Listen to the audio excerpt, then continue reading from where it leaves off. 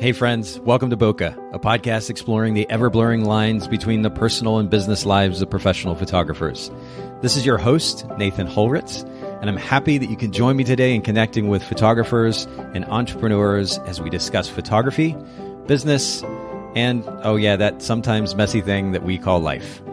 This podcast, it's brought to you by Photographers Edit, custom image editing for the wedding and portrait photographer. Just visit photographersedit.com. All right, Bokeh Podcast community listeners, friends, thank you so much for listening into yet another episode. We are going to dig into a new topic today with a brand new guest, Audrie Dollins. And Audrie is actually a photographer based in Frisco, Texas, and married, 2 kids. We were chatting a little bit about kids before we got started here. But Audrie, thank you so much for hanging out today with us at the Bokeh Podcast. Oh my goodness. Thank you so much for having me. I am overjoyed to be here with you today, Nathan. I appreciate it. And we were actually talking before we started recording as well about the idea of energy. You bring a great energy to conversation already. I was telling you, I play off that well. I know our audience is going to respond well to that. And, it's important, and I'm sure we're going to get into this in more detail in a little bit, but when we talk about creating a good experience for our clients, bringing energy to the game makes all the difference in the world. If you're just there kind of driven by ego and your art and your photography, and you're not thinking about how to create the best possible experience, the energy is going to be different. If you're there to make friends and to serve your client, that will affect your energy. And I already get the impression that that's the kind of energy that you bring to your clients that makes all the difference in the world. Oh my goodness. I am going to have to agree with you because I absolutely work hard, but every client I work with, there's not a time that we do not have laughs. Yeah. And I think, and that's what I want to pull out of each client I work with is their genuine personality. And we have such a great time. Everyone I work with, we just, like you said, we feed off each other. Yes. And it's a great time. But I get so very scared to say, oh, we have fun, work with me. No, there's a lot of work going on, but we laugh and make light of each situation so that the camera can capture that for sure. Well, and I'll go ahead and jump in here too, because I know this is going to be relevant to conversation we're having a little bit later on. Your work speaks for itself, and we can talk about having fun and creating a great experience, and you're not minimizing the significance of good photography. But, in this day and age where technology enables pretty much anyone to be a decent, if not good photographer, we've got to figure out other ways to set ourselves apart and to build a really incredible experience in order to continue to drive business. And so I think what we do to create a better experience, including the personality, the energy that we bring to the picture, makes all the difference in the world. Your Instagram account is a good example of your work. And I'll just go ahead and throw this out here for those listening in. If you just go to, of course, Instagram.com or to your app, Audrie, AudrieDollins, Audrie Dollins. And of course, we'll link to this in the show notes at bokehpodcast.com. You can see examples of Audrie's beautiful work. When we talk about high energy, you bring that high energy to your pictures too. They're bright and they're fun. They're energetic, rich in color. It's really, really lovely work. Well, thank you so much. Yes, I love vibrant colors. And as you can see when you stroll through, it's a lot of different locations. So It's not always grass. It's not always buildings, but there's a lot of different locations. And I just love, like you said, pulling fun and vibrance out of each person. And it focuses on the people for sure. And I love that. I just love people. Yes, I know. I've made a concerted effort for anybody that follows me on my personal Instagram account to post a lot of pictures of me with people. In fact, that's the majority of what you see. The occasional motorcycle image, but me with people, because relationships at the end of the day, they're kind of everything. I mean, for the sake of our personal life and for our business. And I like that you highlight individuals. Of course, it is what you do as well. And we're here to actually talk about photographing bloggers and influencers today. We're going to get to that here in just a little bit. On that note, though, talk to me about your photography business's brand position. And for those of you who are not familiar with this phrase, I realize this is something that we not only talk about a lot here on the podcast, but it's also not talked about very much elsewhere in the industry. When we say brand position, we're talking about the unique value proposition, the thing that your business brings to the world that no one else does. And even if it's a slight twist on an idea that somebody else is kind of exuding or playing out in their own business. Something that's unique. What is that unique thing that your business offers, Audrie?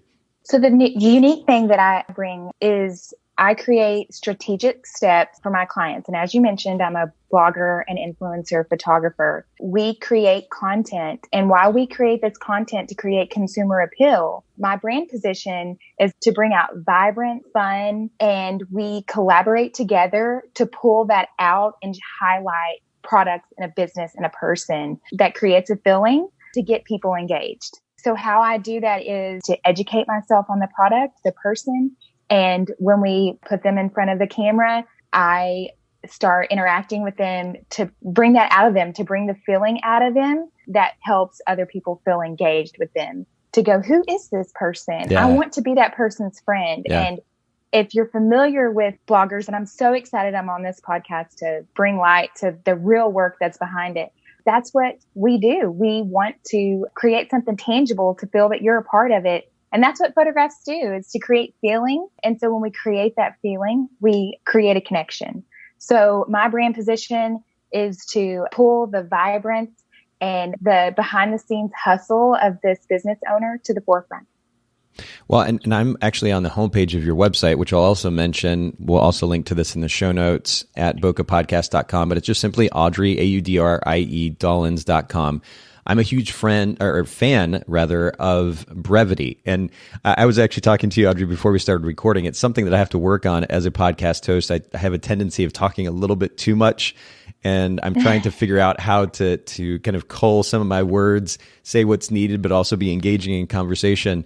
But to that point of brevity, you just kind of described what you do in detail, but I love the brief and concise way in which you sum up your brand position on the homepage of your website. So anybody goes to visit your website, this really beautiful, colorful, vibrant image there of you with your name. And then they scroll down just a little bit and it just says very simply, a photographer who curates imagery for clients to accelerate their products, brands, and businesses, creating consumer appeal through imagery and video. Now, just we could kind of go at this from different angles. First of all, I like what the brand position does. We talk a lot about the idea of a big picture view here on the podcast and having kind of overarching goals that drive certainly what we do personally and how that then trickles down or should trickle down to our business model, and then how our business model should drive what we do on a day-to-day basis, how we spend our time.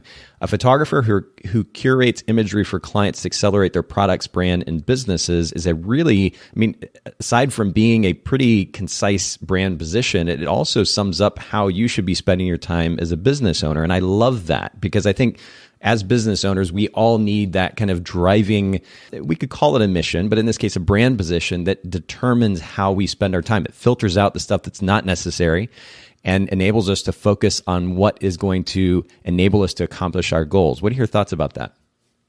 So it took me, and I'm going to be 100% honest, it took me a very long time when I started out over 8 years ago on what type of photographer and what I was great at.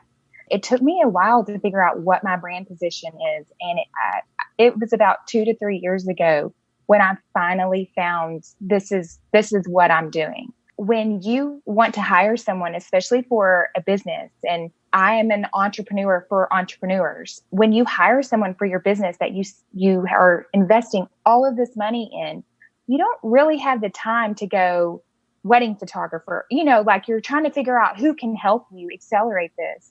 Who can help your business. And when you're searching through or you're Googling or you're trying to find, well, how do I start my social media? If I'm running this business, you're kind of lost in this land of how do I begin marketing? And I felt like with this words and what I actually do helps me get very precise on what I do. And it took me a long time to get there with these words. Like, what do I do? What do I photograph? And I'm still trying to educate businesses on my niche of photography, because there's not a lot of us like wedding photographers. When you can type that in, you get a lot of options for businesses. They're still learning that we're out there, that we photograph and can help accelerate their business. I hope that makes sense. Well, I think it's important, first of all, that we have you, that our listeners have you as an example of somebody who's taken the time to figure out how to communicate that brand position. And again, as much as you took, whatever it was, 60 seconds or so to kind of break it down for us earlier, I love the brevity of that first sentence there on your site. And I think it's a great example of how a photographer can potentially communicate a brand position in a really simple, concise, streamlined way, because we have to remember, and I mean, I'm guilty of this too, so I know from personal experience, but we have to remember we function in a culture, first of all, where there's just a lot of noise, lots of stuff going on all around us. We're constantly consuming content. We're hearing people talk in one form or another, whether it's through digital media or, maybe actually on the phone occasionally or in person or otherwise, but we're hearing a lot of noise. So very few people have time to sit there and listen to us go on for 5 minutes trying to explain what we do. Yes. And so in order to be able to capture somebody's attention, we have to dial in what it is that we do in such a way that we can communicate it within, literally in these outlines that I sent, again, to kind of break the fourth wall here for our listeners, I'll send an outline ahead of time to our guests. And the way that I frame this question, I say it's a 15-second answer. What is your photography business's brand position? 15 seconds may even be too long. And I love that your sentence can be said in about 5 seconds, 7 seconds. Mm-hmm. If you have an opportunity to be able to communicate what your business does to a potential client, whether that's, again, through digital media or in person or otherwise, you need to be able to do it concisely. This is a great example. And I'm actually in the process of going through a book right now called Positioning. And we'll link to this in the show notes for everybody who's curious. I know we talk a lot about this, but the subject really can't be stressed enough, because I'm seeing way too many photographers who are just they're very general in what they say they do, what service they offer. And when you ask about a brand position, they're saying largely the same thing that most other people are saying. So you're actually in a unique position right now, Audrie, where you're offering a service that's still a relatively new thing. I would liken it to brand photography, which is becoming a bit more popular as well. But you're in an interesting position where you have a unique service to offer. You communicate it clearly and concisely here. But I want to read a quote here from that book, Positioning, because it's relevant to what we're talking about. And very simply, it says, to succeed in our over-communicated society, a company must create a position in the prospect's mind, a position that takes into consideration not only a company's own strengths and weaknesses, but those of its competitors as well. So not only do we consider what it is that we're good at, what we can actually offer, but we also have to consider how that then positions us against the other, whatever service that we offer, the other service companies in our particular industry, in this case, photographers. What can we do that's different than they do, so that when my brand is mentioned, I actually stand out as offering a unique service? So this is, again, it's a great example. I appreciate you sharing your perspective on it. And I think, again, for those of you listening in, if you haven't been to audriedollins.com yet, go there, look at the homepage. This is a great example of a clear, concise business or a brand position. But it also is great because it can literally drive what Audrie does on a day-to-day basis. If she says, she gets an email in from somebody asking for something, or asking that she photograph a particular event or this particular job, if it doesn't reflect what that brand position says right there, she could automatically filter it out and refer it out. Yes, that is I'm so excited that you said that, because listening to other guests that you had on your podcast, they were kind of reflecting the same thing. And when clients come to my website, I want people, like, their questions already be answered. So by the time that they email me, I haven't wasted their time on their search. I want them to find exactly what they're looking for.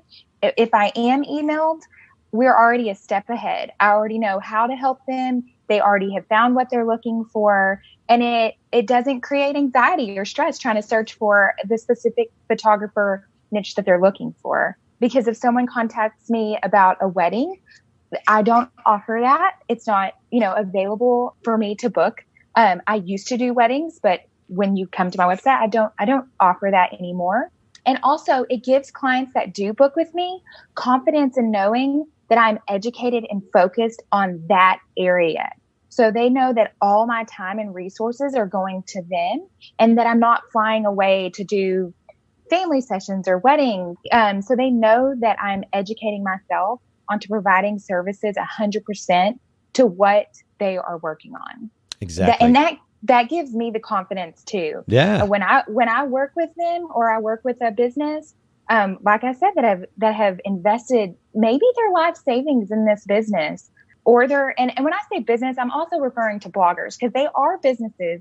And I hope that we can kind of get into that too when we talk a little bit more, but that they know that I am 100% working for them in their business, and that it doesn't, I'm not all over the board. I am directly, and I'm educating daily on providing the best services in our niche that I can offer. Yeah, you're a specialist, which again can direct the way that you spend your time, but it also, you alluded to the potential for a lack of confidence. And, we talk a lot about in our culture right now, this comparison tendency that we have, especially with Instagram. And the reality is, instead of continuing to compare your photographic ability with somebody else, that the reality is that there are thousands and thousands of photographers out there who can take a decent image. Stop spending so much time in comparing your photographic work. Sure, continue to work to improve. But that's just on us to be technically sound as photographers. But what you should focus more of your time on is figuring out how you can differentiate yourself as a brand in the experience that you provide, and certainly in this case, the service that you provide. And Audrie's a good example of how to effectively communicate what it is that she offers very, very specifically. So I know we spent a lot of extra time there today, but this is definitely an important conversation. It can't be stressed enough. We'll continue to talk about it here on the podcast. And if for those of you listening in, you don't have a distinct brand position, and a distinct brand position isn't, I focus on relationships with my clients, because everybody at this point in time, 90%, 95% of photographers are doing that. So that's not something unique. Make sure that what you're offering, your value proposition, is actually unique. It's actually different than what the photographers are offering in your market. And that will make it so much easier for you to build a business and to market. So anyway, let's move on, Audrie. I appreciate your input there. Talk to me about one of the most important lessons that you have learned as a business owner. Again, if you had 15 seconds, what would the piece of advice be that you would give to a fellow photographer? I would say focus on what you want to do, what you have to offer. Educate yourself to grow your business, but don't just solely frame your business around what other people are doing. Educate yourself, but don't beat yourself up or, oh, well, she's doing this, so I have to do this. Definitely educate yourself, but stick to what you feel in your gut. That is your brand. That is you. Don't worry, kind of like what we said, comparing ourselves. There are so many photographers out there. There are many times that I wanted to go dark and moody with my images because that's what's the trend or something like that. But I stuck to my guns of who I am. And I think if that's what you feel in your gut of that's the direction you want your business to go, stick to it. Educate yourself, but don't compare yourself. That's good. Yeah. Well, the other word that comes to mind here is awareness. I mean, we can educate ourselves or develop a certain amount of awareness. I spend a little bit of time pretty regularly, Monday through Friday, going through industry news. And I do this for the sake not of consuming a ton of content. I don't have the mental space capacity at this point in time to take in tons and tons and tons of content to know literally everything going on in the industry. But I know, based on my so-called filters that we were alluding to earlier, kind of my big picture view and what I'm doing with my brands, I know the information that's relevant to me. So I can scan through industry headlines and I can consume the content that's relevant, and I can develop a certain amount of awareness of what's going on in the industry. But it doesn't mean that I then suddenly shift my business to literally every headline that I read, because it may not be relevant. So awareness is an important thing for sure, but focus on your specialty, as you say. That's really, really great advice. And again, we can't stress that enough. It's going to make your life easier. It's going to make running a business easier. You're going to have more free time because now you're not caught up in a bunch of busy work and putting your hands in all these different other areas which aren't relevant to your personal and business goals. Be aware, but specialize. That's great, great advice. Talk to me about time, because I know that you have a family as well, and being a business owner, it can be difficult finding free time. What's one tip or technique that you utilize in your life to create more time for yourself and for others as well? So it's definitely a schedule that I have put into place. Having a family, I have a 15-year-old son and a 10-year-old daughter. And then my husband and I will be married for only 3 years come September. Congratulations. Yes, thank you. And he's also an entrepreneur. We own a few businesses. We actually just sold one. So our lives are, our entrepreneurial lives. But with my photography business, I put in a schedule. So Mondays and Wednesdays are office days. And then Tuesdays, Thursdays, and Fridays are my shoot days.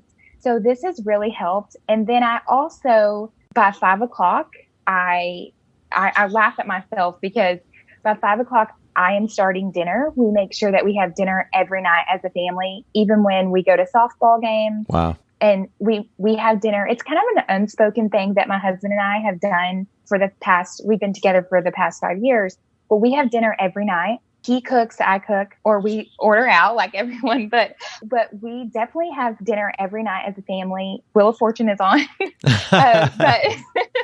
but we put that into play, but really sticking to my schedule. And I'm going to be 100% transparent. It's not always perfect. Sure. There are nights that I'm like, I'm going to, edit all night and get these sessions out, A, because I have a deadline, or B, because I know if I work, really hard this full day, maybe I can sneak out of the office on my off day on Wednesday and 100%. go run around with my husband as he's doing all his errands for our other businesses that we own. Absolutely. So I don't like to use the word balance as a blanket. I like to find your balance in each day. Sometimes it's easy. Sometimes it's not. We can't plan everything, even though we would love to have that control. But yes, so being able to kind of set this schedule has helped. I can't tell you that it's perfect every week, but it is also, and I don't want to say the word trains my clients. I don't own them like that, but it's put us in a rhythm where they know, okay, Audrie's in the office on Wednesdays and Mondays. I know she's out working Tuesdays, Thursdays, and Fridays, because oftentimes with the niche that I'm working in, I work with my clients weekly, monthly. It's reoccurring. Okay. So they know these days. So that's kind of what has helped me out tons. That's great. And I'm glad that you bring up the reality, which is that even if we put a structure in place, and I'm going to recommend for any and everyone listening in that you put some type of a schedule in place for your week. It doesn't have to be, minute by minute or in 15-minute increments or time blocking every hour of every day. You don't have to go to the extreme. We can kind of apply the 80-20 principle here, the 90-10 principle. If you do it most of the time and you're consistent with it, you're going to see results. I personally am extremely disciplined when it comes to what I eat and ultimately how I like to maintain my weight. But I still give myself basically a day each week where I can kind of let loose a little bit and have a little bit of fun. And I mean, through that process, that kind of 90-10 or 80-20 principle, 6 days on, 1 day off, I put my body in a pretty great place. It's not about going to the extreme. And this totally is applicable to running our business, running our personal lives, and certainly putting a structure, a schedule in place. I mean, part of the wonders of being our own boss is that we can be flexible if we want to. We can kind of go with the flow. And if something happens, we adjust. Or like you pointed out, you can set things aside and go out and spend some extra time with your husband, whatever it might be. But consistency is key. Having a system in place, consistency is key. Breaking the rules every once in a while, not a big deal. And I think that's also a really great example for our listeners. Let's talk about photography just briefly. What's one of the most unusual items in your camera bag that enables you to be a better photographer? And this doesn't have to be a camera body or lens or flash or otherwise. Well, and I think I kind of put this out there. I honestly don't have anything in my bag that's unfamiliar. I would say the number one thing that helps me in the type of photography I'm in is a flash fender. I am a blogger photographer, so I have to be prepared to be able to be in any lighting situation or any event. So a flash fender really helps me. But then I also said a stun gun in my bag, and I know that's funny. But I do. My husband actually was laughing. Well, he wasn't laughing. We were laughing about how powerful it is because I go a lot of locations. So my locations are downtown Dallas. And when you want to get some unique shots and some artistic backgrounds, they're not always in the best area. So to say that is a little embarrassing, but it's funny because, we have to be aware of our surroundings. Sure. But it's hot pink and in my in my bag. So when we're walking the street, we can protect ourselves maybe. You're well protected, yeah. Wait, you mentioned a flash bender though. What is, like, is that a particular brand, or are you just talking about a reflector that you put on top of your flash? What is it? Yes. Oh, I didn't even research the brand. Yes, it's a particular, it bounces the flash and kind of spreads the light out, and it just, Velcro's right on top of your flash. Okay. It's flexible. Yeah. Maybe I can send you that link of the brand that I use, because I don't know it off the top of my head. For sure. Yeah. We can just put that in the show notes for everybody listening in. And this is a good opportunity just to remind you, if you listen to the Bokeh Podcast, go to bokehpodcast.com. With each of the episodes, there are show notes. We link to resources and, of course, our guest website and social media. So make sure you check that out. But yeah, we can definitely link to that later on. Okay. Awesome. Yes. It's a game changer for sure for some quick lighting and help. It's great. Yeah, having just a little bit of softening of the light as opposed to just shooting it directly at somebody, yes. I think is really, really nice. I'm actually trying, as we're talking here, to pull up I'm looking here at the reflector that I've used in the past on my flash, because I've really, really enjoyed it. Let me see if I can pull this up. But as far as the gear that you're using, are you Canon person? Are you a Nikon person? And do you tend to shoot with a particular lens? I am a Nikon person. I shoot with the 50 and 35 a lot. The 35 allows me to get more of the room. I often get into some tight places. Bathrooms, it sounds funny that I'm photographing in bathrooms, but we photograph a lot of product. Sure. And so I go back and forth from the 50 to 35 constantly. The 50 has just been something I started with and I live with. Like, I can't live without it. I've tried so many other lenses, but then the 35 is just, it's a great lens that I can get a lot more in the image in certain situations. So sure. Nikon and 50 and the 35 is what I constantly use on a daily basis.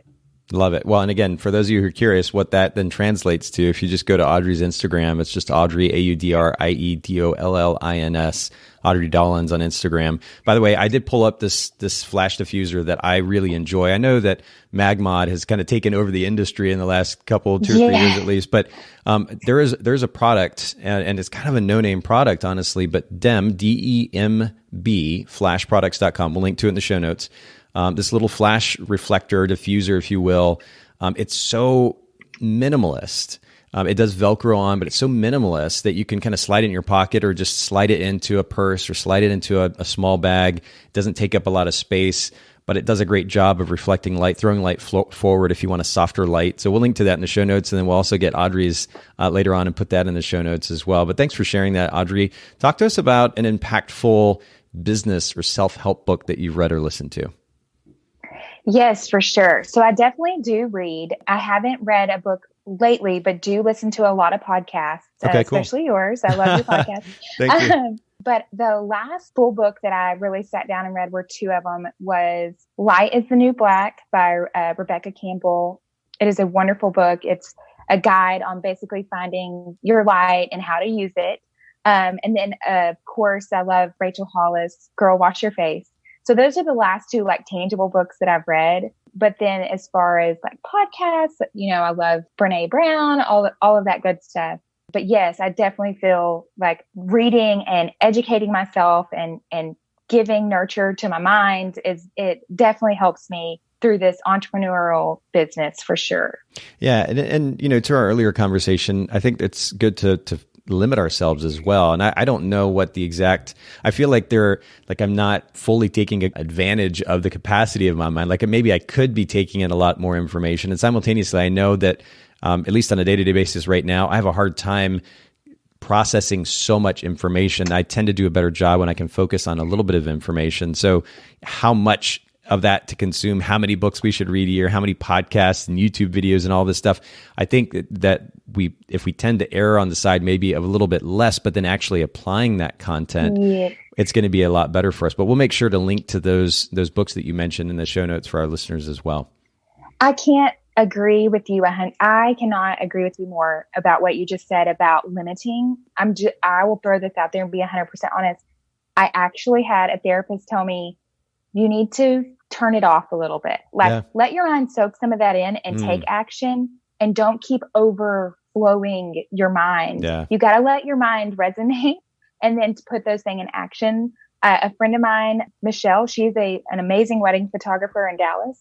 We work so hard and we're like, okay, what do we need to do? And we basically, tell each other, let's use what we already have, what we already know. Yeah. Stop, pouring it into our minds and putting it into action and kind of taking a breather and really listen to what you've listened to and put it into action and not just continuously pouring it in. So definitely taking a break and putting into action. I completely agree with you 100%. Oh, that's good. Thank you for that reminder. That's really great. Let's actually talk about your business though, because I know that you were previously a wedding and portrait photographer, but you shifted gears and you've gone toward this niche, as you mentioned earlier, of photographing bloggers and influencers. How did you make that move, or why did you make that move? What's the backstory? So yes, it's so funny how it happened because like you said, I was a portrait and wedding photographer, and I had photographed several weddings with a hair and makeup company that I worked with in Dallas a lot. And one of their makeup artists asked me if I would take her photos for her blog. And I was so unfamiliar with like blogging photography and all that. I was like, I am not going to charge you. I do not know what this is. I'm uneducated on this, but I'll take some photos for you. And then when I kind of found out some of the pricing that kind of went on along with blogging photography, I was like, oh no, I make way too much being a wedding photographer. I'm not sure if that's in my realm.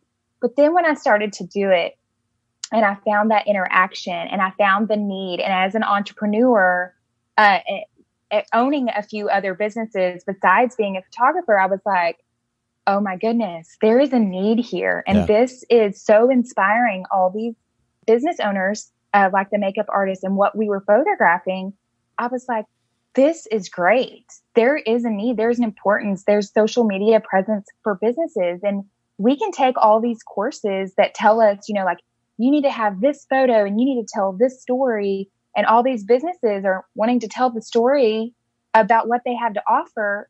But where do they start? They need imagery to start that story.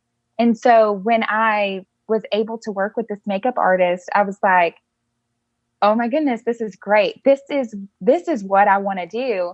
So it's very funny on the wedding industry introduced me to the blogging and influencer industry. And so now I actually phased out the weddings I offer. I only have 2 more weddings this year because, you can't just shut the door. You're done. Right. You can't do that. So I only have 2 more weddings, but I don't publicly promote that I offer those services for weddings anymore, but I'm 100% committed to my client. But yeah, so it started taking over and word of mouth, posting those images and other and the need for a photographer with that niche was so large. I found myself working with some of the industry's biggest bloggers because they needed a photographer. Wow. So it got very big, very fast, and very exciting.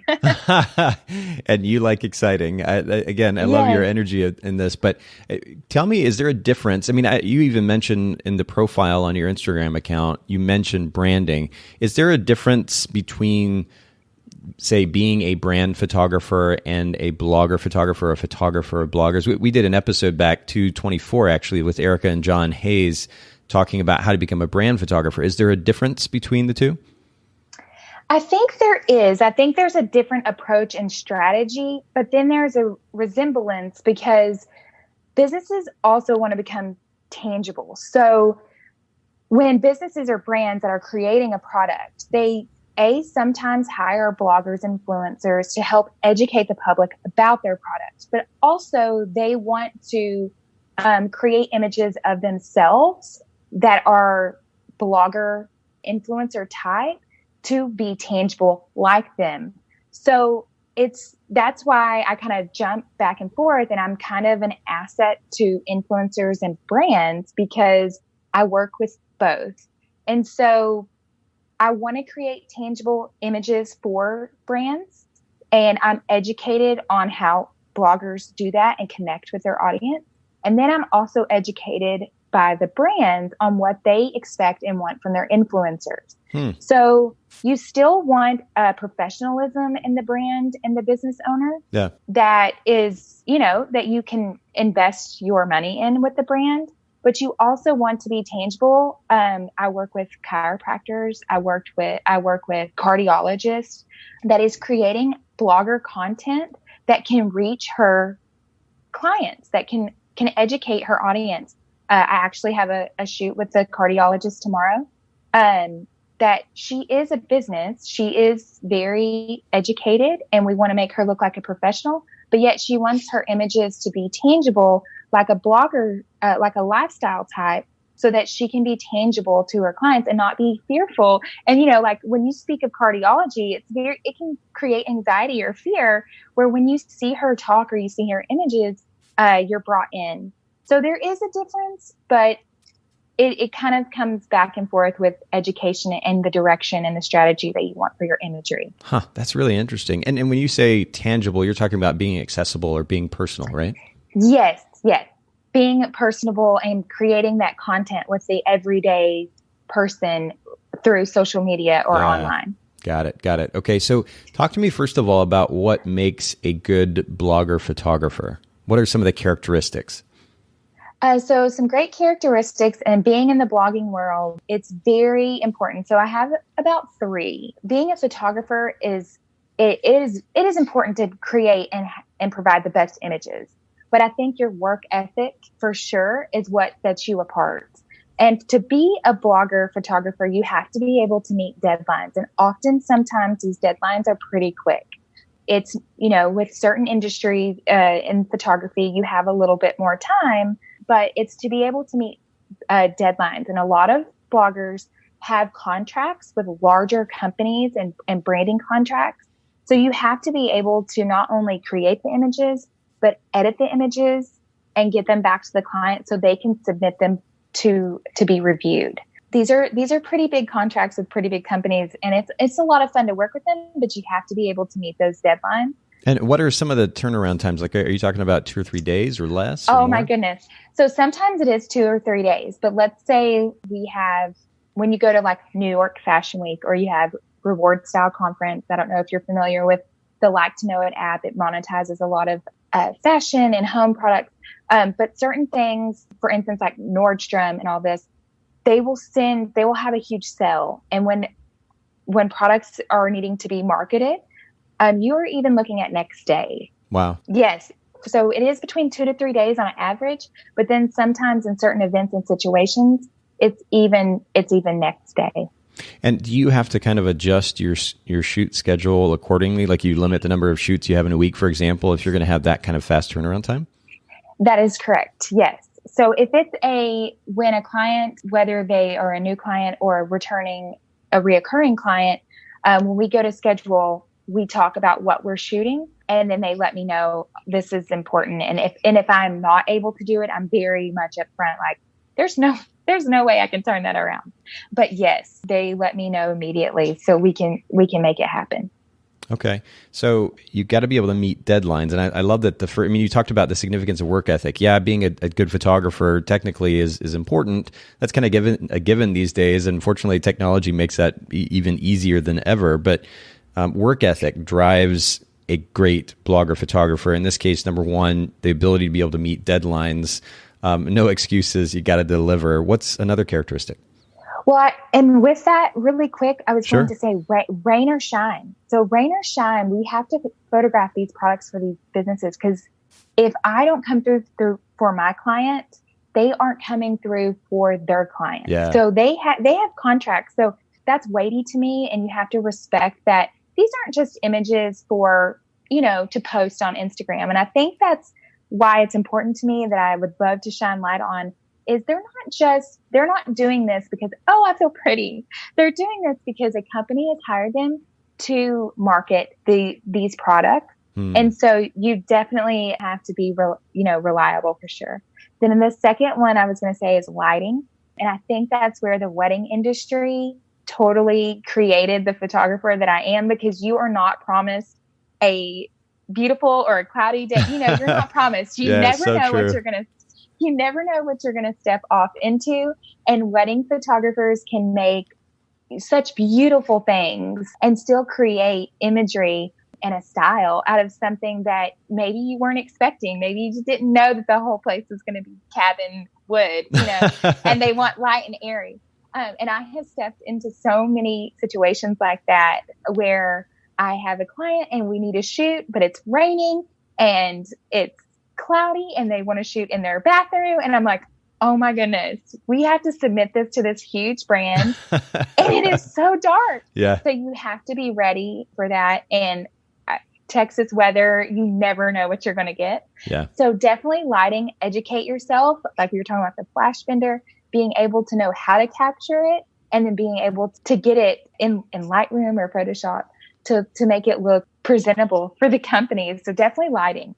And then my last one would be to listen and collaborate. As a blogger photographer, we are working for two clients. We're working for the blogger that hired, and then we're working for the company that hired the blogger. So if you're not able to listen and understand what the goal is for that shoot, for that particular product, you're going to miss the mark.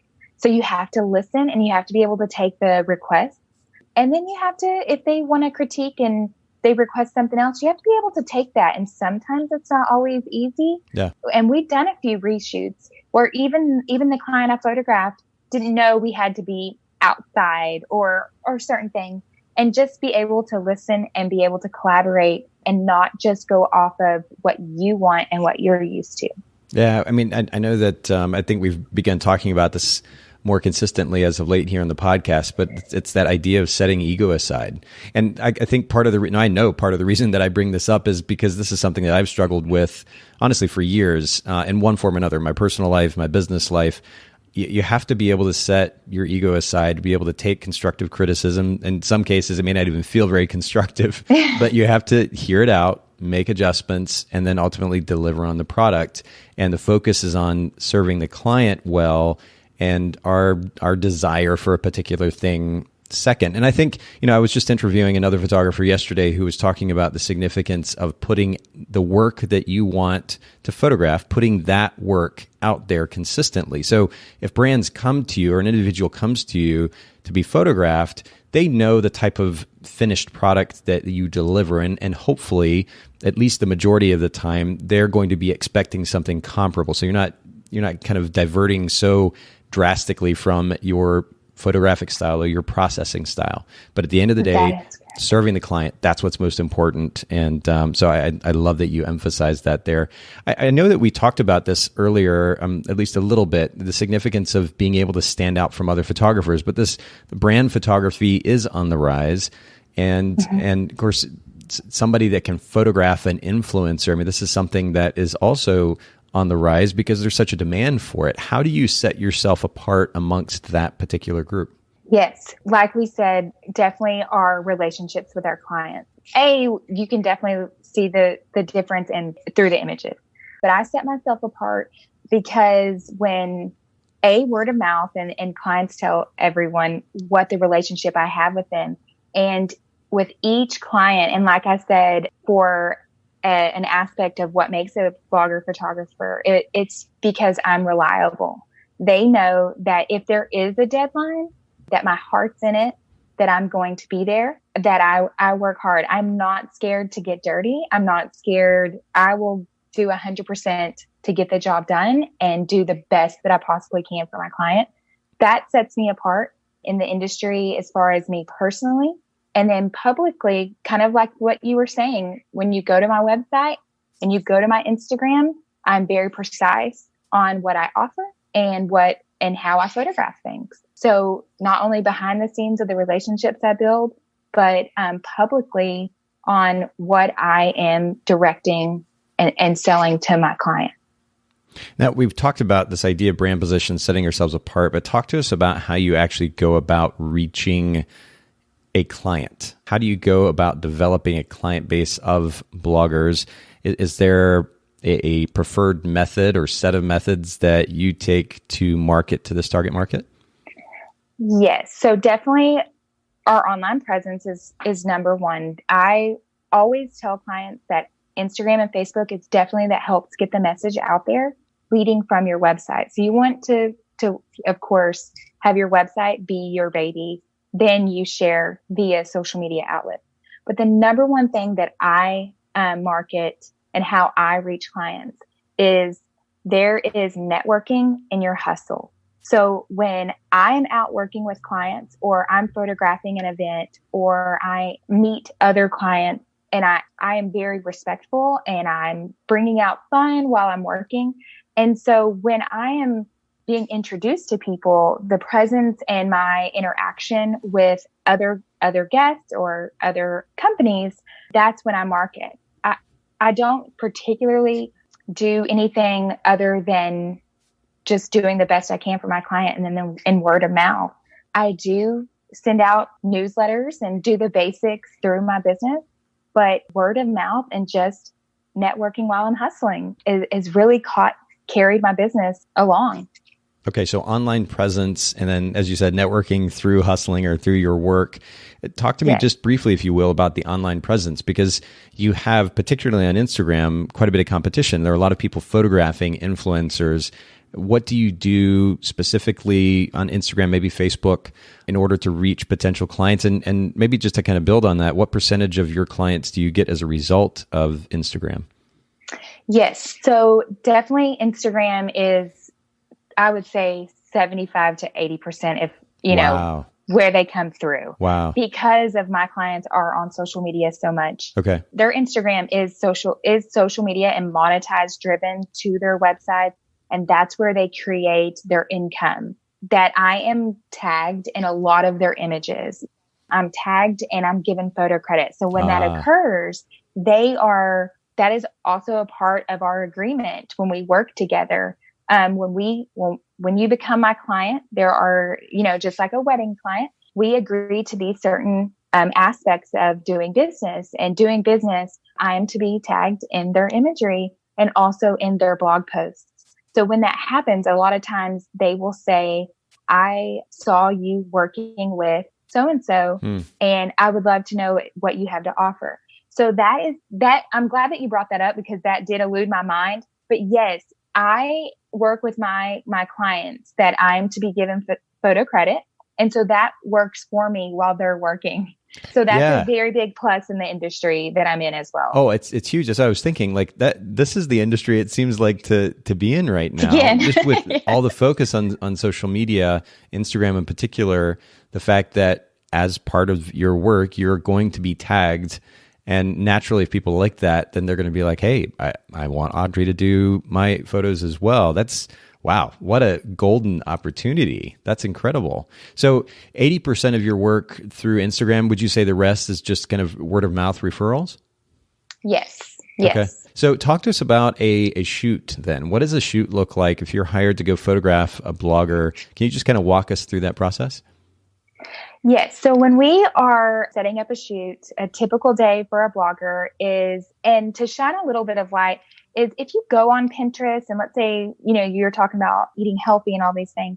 When you go onto Pinterest or you go onto social media and let's say you want to get healthy or you want a healthy meal and you go onto Pinterest and you type that in and this beautiful meal pops up and you read on how to make it. I work with the bloggers that create that content.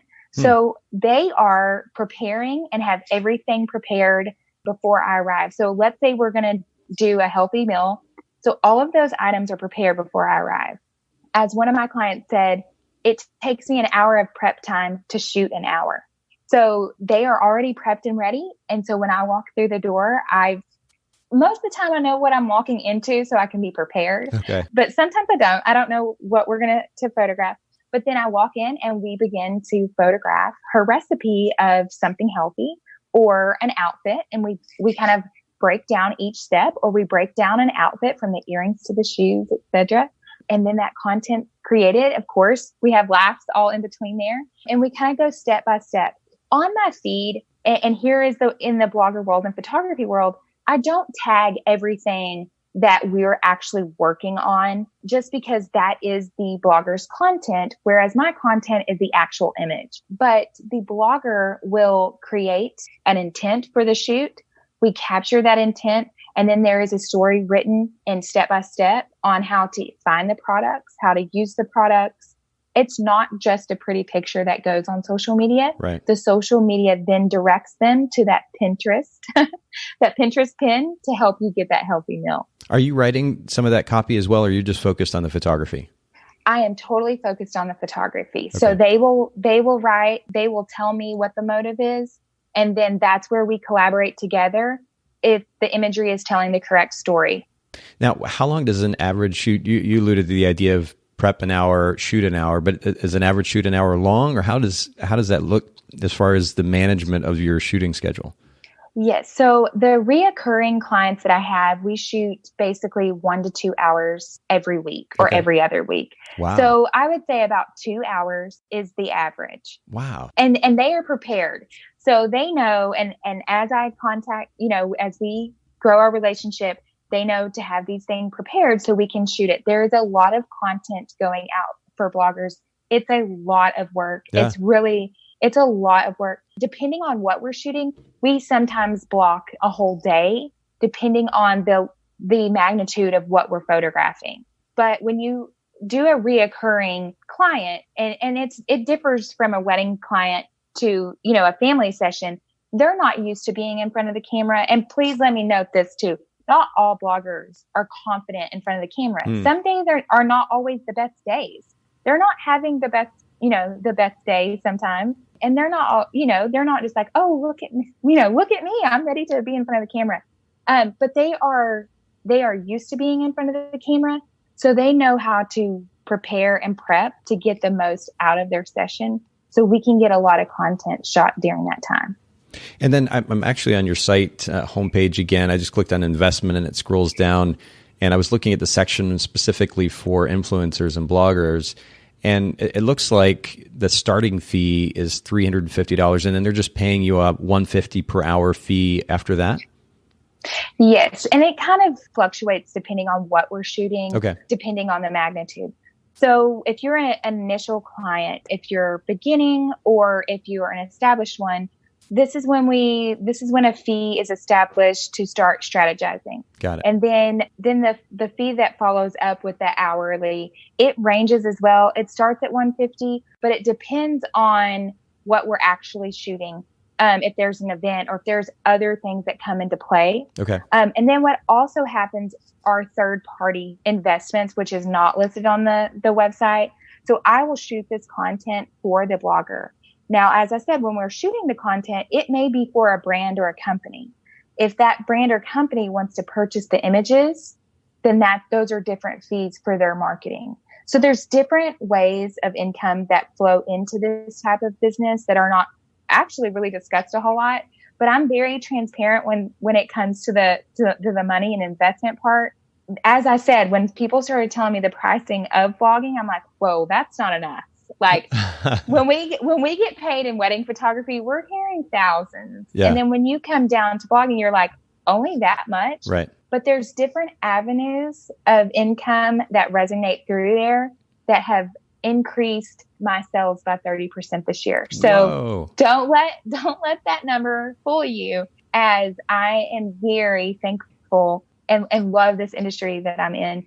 But yes, those prices also are very tangible to small business. And that's what's important to me as well. Yep. So that, because like I said, it's reoccurring.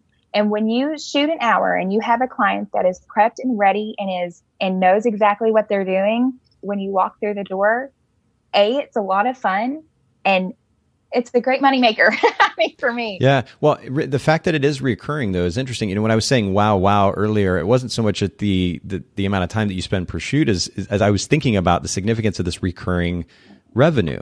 Because for wedding photographers, we may make a chunk of money at one time, and of course there are costs involved in that. So we don't take all of that home, but it sounds great up front.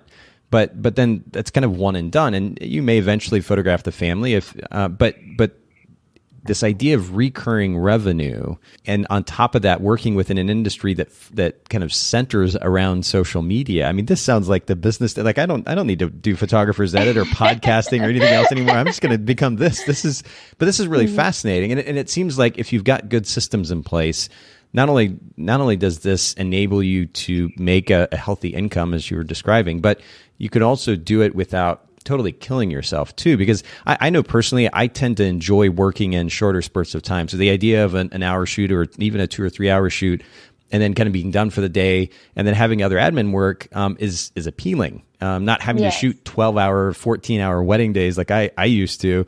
That's kind of a relief. Yes, for sure. It really is. I think that's what has me so excited. It made a huge change. It is definitely given back the weekends because, like you said, working 14-hour wedding days, and I'm 35 years old, and I look at photographers that spend all these days. The next day on Sunday, or if the wedding was on Friday and you're resting on Sunday, I'm wiped out. I am wiped out after photographing a wedding. And being able to be a blogger and influencer photographer where I'm able to do these things during the week has, and increased sales. I'm just like, this is great. Now it's work. I mean, sure. It is work. I definitely put in the hours for sure. And it is Monday through Friday. It really is. It is full time. If you want to, we're entrepreneurs. This goes through our brain and we want to, do better and do these things. Yeah. And like we talked about earlier, it's not always perfect, but yeah, it is a lot of fun. It's a great industry to be in for sure. Just in closing, and you began to allude to this, but what would you say are the biggest differences or even benefits moving from wedding photography to being a blogger photographer? Definitely getting the weekends back for sure. Being able to meet so many wonderful entrepreneurs and business people in the industry and becoming a photographer for photographers, for businesses, helping people that own these companies that work so hard continue to grow their own businesses, because that's, as an entrepreneur, our whole world is to create income and to have freedom, our financial freedom, and to help other businesses be able to do that and work on that goal is so fulfilling for me. And then being able to be present with my family on the weekends and watching them grow, 15 and 10-year-old, they're growing up so fast. Yes. It's such a great thing to be a part of the blogging photography industry for sure. That's been a blessing. Well, this has been a cool conversation, Audrie, and props to you for putting together a brand and a service that seems to be doing just so well. But I think that there have been certain talking points here that are great reminders and ultimately inspiration for myself and for our listeners. And I really appreciate you sharing with us. Just in closing, if you will, one more time, just remind our listeners where they can find you online, your website and social media. Of course. So you can find me at audriedollins.com. It's AudrieDollins.com. And my Instagram is at Audrie Dollins, and Facebook is Audrie Dollins Photography, and all the links on our website that go on to Pinterest and our YouTube channel and all that good stuff. So thank you so much. Oh, no, thank you. And we'll make sure to, of course, link to all of these in the show notes. For those of you listening in, Bokeh, Bokeh podcast.com. You can find the links, the resources from today's episode, as well as other episodes that we've been publishing at bokehpodcast.com. Thanks again, Audrie. Thank you so much, Nathan. I appreciate it. Thanks so much for listening to the Bokeh Podcast today. Will you let us know what you think by leaving a review of the podcast in iTunes or maybe in the Apple Podcast app? And I'd love to hear from you personally with your thoughts about the podcast, maybe suggestions about future topics and guests for the show.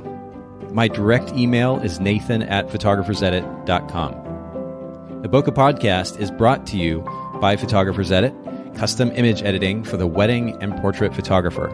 Just visit photographersedit.com.